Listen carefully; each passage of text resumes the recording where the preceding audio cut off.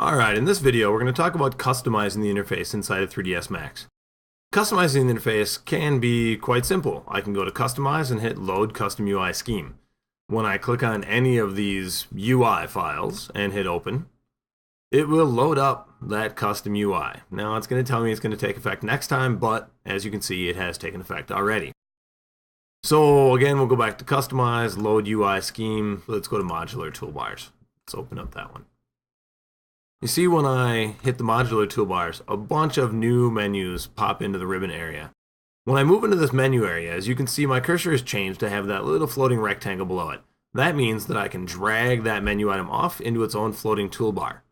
All of these things are completely customizable. As I drag it back up, you can see it'll pop back in. So I can rearrange the order of them by moving them around. I can also choose to tear them off and close them. So easier than that, I can just go back to Load Custom UI Scheme and we'll go back to our default UI. Again, once that's done, I can still customize just about anything that I see visually within my interface. I can go to Customize, Customize User Interface.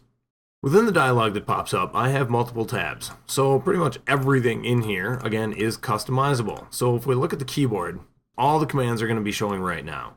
So it's everything in Max that has the ability to be controlled by keyboard shortcuts. Many things have keyboard shortcuts, but many more do not. All of those can be given keyboard shortcuts. So as I move over something here, let's go to Load Anim, right? I don't know what we're going to make a hotkey for, so let's try Alt-A. Well, Alt-Shift-Control-A is not assigned, so we could assign that if we wanted to. We're not going to worry too much about it, but we're going to go to look at Toolbars.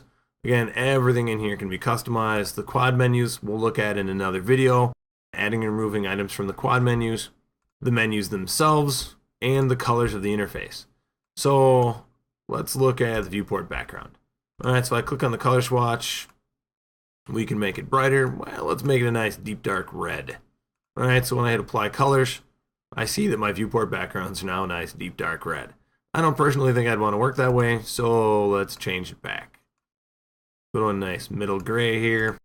And anything that I do, I can, if I want, just end up going back to loading that default scheme, and it'll fix pretty much anything that I may break when I'm messing around in here.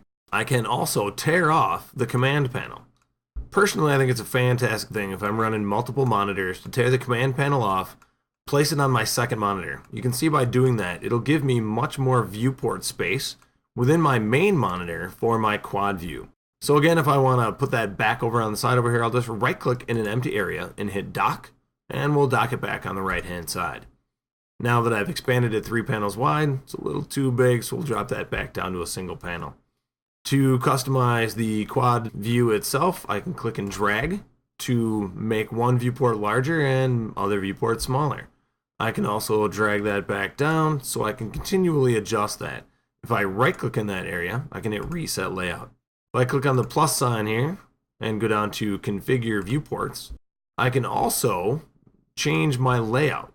So I can have any kind of layout organizationally that I would like to have within Max. So I can have one big giant view and then 2 smaller ones. We can go to a side by side. So we just have 2 big viewports. I can choose to have 3 small views and 1 large perspective view. We can also, let's see, if we go to 1 big and 1 small, I can also click in here and determine exactly what view I want to have available there. So I can even have a new track view show up in there. So if we hit OK, I now have a track view and a top view. That top view from here can still be adjusted to be something else. So we can move around in there. Alright, again, to go back, click on the plus sign, go down to configure viewports, and we'll go back to our standard quad view. Now, this one right now thinks it's going to be the track view, so let's fix that. Let's make that perspective. We'll take this one back to top, go over here to front, and go over here to left. That would be the standard viewport configuration in Max. If I hit apply, everything goes back where it's supposed to be. And again, no matter what, I can always go back to Customize, Load Custom UI Scheme, and just click on my default UI. That'll pretty much reset everything back to where it was when Max started.